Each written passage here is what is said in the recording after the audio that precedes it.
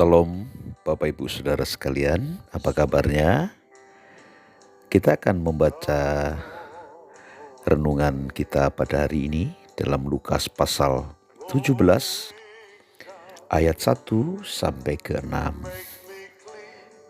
Yesus berkata kepada murid-muridnya, tidak akan ada penyesatan, tapi celakalah orang yang mengadakannya. Adalah lebih baik baginya jika sebuah batu kilangan diikatkan pada lehernya, lalu ia dilemparkan ke dalam laut, daripada menyesatkan salah satu dari orang-orang yang lemah ini.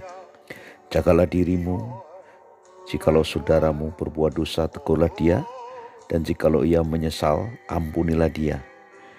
Bahkan jikalau ia berbuat dosa terhadap engkau 7 kali sehari, dan 7 kali ia kembali kepadamu dan berkata, aku menyesal, engkau harus mengampuni dia. Lalu kata rasul-rasul itu kepada Tuhan, tambahkanlah iman kami. Jawab Tuhan, kalau sekiranya kamu mempunyai iman sebesar biji sesawi saja, kamu dapat berkata kepada pohon ara, terbantunlah engkau dan tertanamlah ke dalam laut, dan ia akan taat kepadamu. Bapak Ibu Saudara, sekarang begitu banyak penyesatan-penyesatan yang luar biasa yang dilakukan, yang mengatasnamakan dia seorang pendeta atau pastor dan sebagainya. Nah, penyesatan-penyesatan itu dikemas begitu rupa, masuk akal, dikemas begitu rupa, menyenangkan telinga. Karena apa? Tujuannya hanya satu, dia ingin mempengaruhi iman kita. Dia ingin menyeleweng dari kebenaran firman, dan yang lebih parah lagi dia sebenarnya ujung-ujungnya cari uang supaya dia punya penggemar cukup banyak dan sebagainya. Nah, hari-hari ini tuh seperti itu yang terjadi di dunia maya. Jadi betapa penting Bapak Ibu mesti berhati-hati mendengar khotbah yang tidak berdasar dan tidak mengakui Yesus datang ke dunia, mati, menanggung dosa, dan 3 hari kemudian bangkit dari antara orang mati, dan dia masih hidup sampai hari ini. Kalau pengajaran itu tidak berdasar seperti itu, saudara tidak usah ngikutin. Dan itu akan menyesatkan iman saudara. Karena apa? Itu dari mana sumbernya? Itu dari setan punya. Inilah tanda akhir zaman yang Yesus katakan. Makanya Tuhan berkata, celaka orang yang mengadakannya. Mesti kita sangat hati-hati sekali. Kebenaran itu pada intinya membuat hati kita damai sejahtera. Karena Alkitab berkata, di mana ada kebenaran, disitulah ada damai sejahtera. Nah, hari-hari ini begitu banyak orang hanya mendengar sesuatu yang sebenarnya seperti motivasi, bukan berdasar kebenaran firman. Karena orang senang kalau dalam keadaan bagaimana dengar hamba Tuhan yang berbicara tentang memotivasi dan pikiran dengan sesuatu yang masuk akal, semuanya nyaman gitu sebenarnya. Tetapi pada intinya, apakah itu benar-benar dari Tuhan atau tidak? Nah, itu sesuatu yang dari Tuhan, Pak, itu sangat berbeda. Berbedanya apa? Kalau kita membaca firman, Tuhan itu sedang menguliti kita. Mana yang bobrok, mana yang rusak, mana yang sampah, itu harus dibuang. Makanya Tuhan berkata dengan jelas, jagalah dirimu. Jikalau saudaramu berbuat dosa, tegurlah dia. Dan jikalau ia menyesal, ampunilah dia. Nah, ini, kalau kita sedang membaca firman, itu sama dengan kita sedang berhadapan dengan Tuhan Yesus. Apa yang Tuhan Yesus katakan melalui firman? Dia pasti memotong-motong ranting yang tidak berbuah. Dia akan buang sampah-sampah dalam diri kita. Makanya Bapak Ibu, kebenaran firman yang sebenarnya itu memotong, membersihkan, menguduskan, membakar. Itulah firman. Menusuk kita, itulah firman. Kalau sekedar mendengar firman hanya seperti motivator yang masuk akal ini dan itu. Dan itu sangat bahaya sekali. Itu tidak akan membangun imanmu. Dan setan berdiri di balik itu semua. Itu sangat bisa sekali. Apalagi sekarang ada orang yang mengatakan, yang mengaku dia seorang hamba Tuhan atau bagaimanalah sejenisnya itu. Bahwa Injil kita adalah Injil yang progresif dan sebagainya.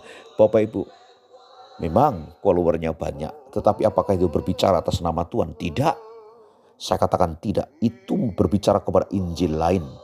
Makanya kita harus berhati-hati menghadapi itu semua.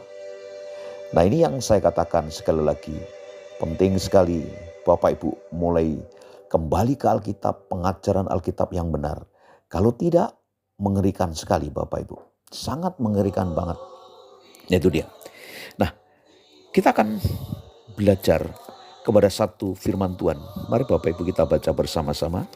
Perhatikan dengan baik. Galatia pasal 1. Bapak Ibu, ini surat Paulus kepada jemaat di Galatia. Saya katakan ini, ayat 6. Hanya satu Injil. Aku heran bahwa kamu begitu lekas berbalik dari dia.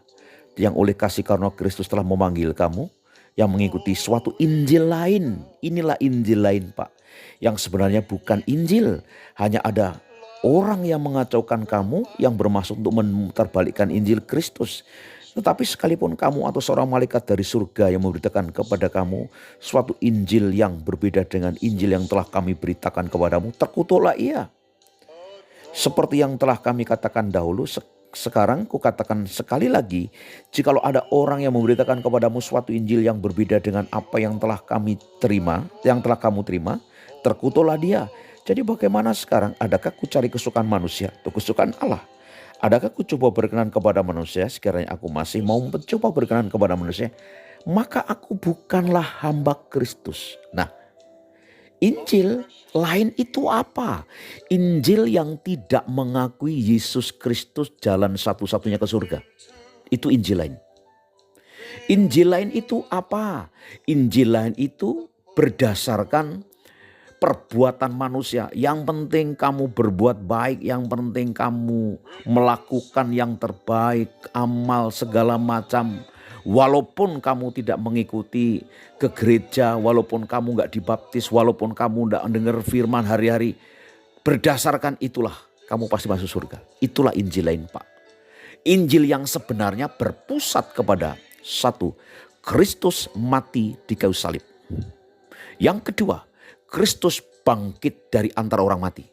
Yang ketiga, Kristus akan datang kembali menjemput orang-orang percaya, yaitu saudara dan saya. Jadi para rasul ketika mendengar apa yang dikatakan Tuhan Yesus, Tuhan tambahkanlah iman kami. Nah itu dia. Tuhan tambahkanlah iman kami. Mungkin hal yang sama kita juga nih bagi jemaat awam. Mungkin waduh Pak Pendeta, gimana caranya saya supaya saya tidak dengar ini, tidak ngikut itu, tidak ngikut ini. Saudara-saudara, jika yang engkau dengar, pengkhotbah yang engkau dengar, siapapun yang berkhotbah yang mengatakan bahwa Yesus itu manusia biasa dan dia bukan juru selamat, sudah jangan dengar khotbahnya. Kalau ada pengkhotbah berkata ada ketentuan lain supaya masuk surga dengan hanya berbuat baik saja, itu jangan didengarkan. Makanya ketika para murid mendengar begitu, tambahkanlah iman kami Tuhan. Saudara-saudara, penting sekali bagi kita.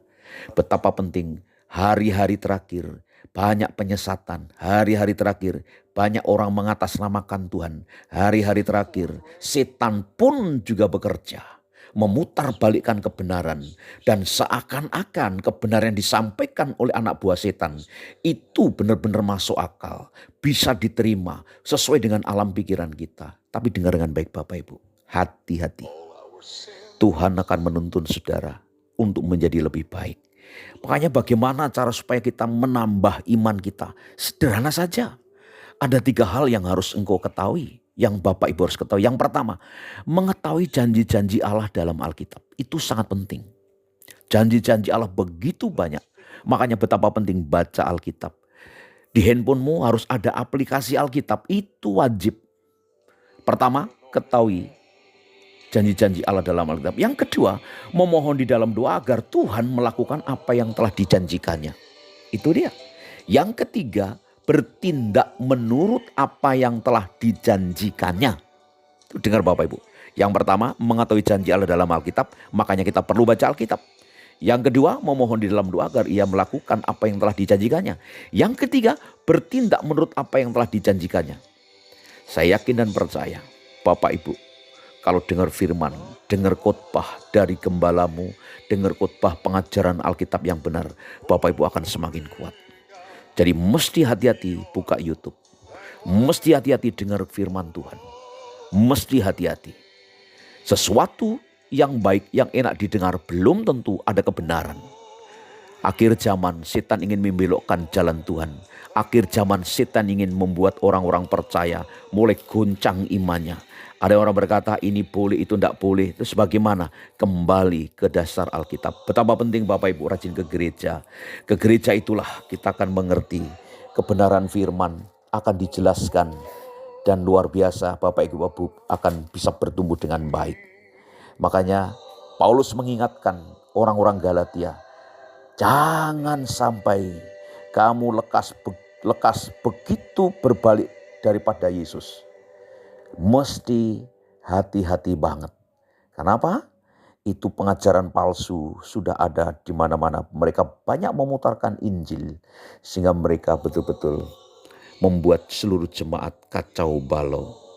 Bapak Ibu, tetap kita semakin hari semakin dekat dengan Tuhan. Ingat, akhir zaman penyesatan ada di mana-mana. Yang dipakai siapa? Yang dipakai adalah hamba-hamba Tuhan. Yang dipakai siapa? Yang dipakai adalah orang-orang yang merasa menguasai Tuhan, menguasai Alkitab. Yang dipakai siapa? Orang yang merasa mempunyai kunci surga. Yang dipakai siapa? Adalah orang-orang yang merasa dia mengetahui segala sesuatunya. Mesti hati-hati. Alkitab menulis dengan jelas, dari buahnya lah kamu akan mengetahui siapa sebenarnya mereka. Nih, dari buahnya Bapak Ibu kita harus tahu.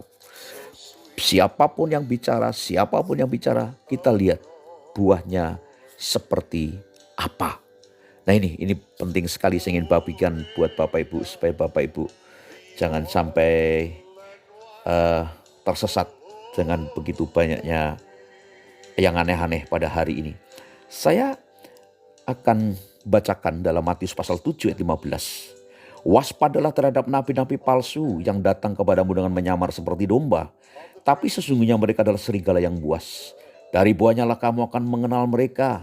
Dapatkah orang memetik buah anggur dari semak duri atau buah ara dari rumput duri?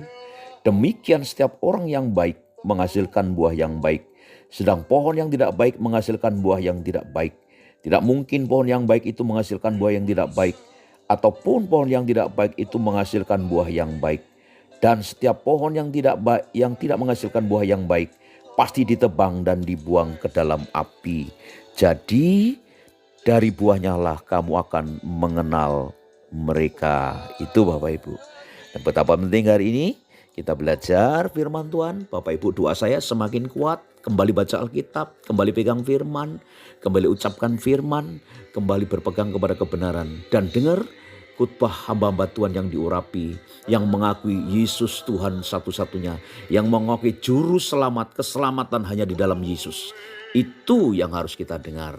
Puji Tuhan, doa saya Bapak Ibu semakin diberkati. Pada hari ini, kiranya kasih Tuhan memberkati Bapak Ibu. Darah Yesus memberkati, darah Yesus melindungi, darah Yesus bekerja, darah Yesus membuat kita berhasil.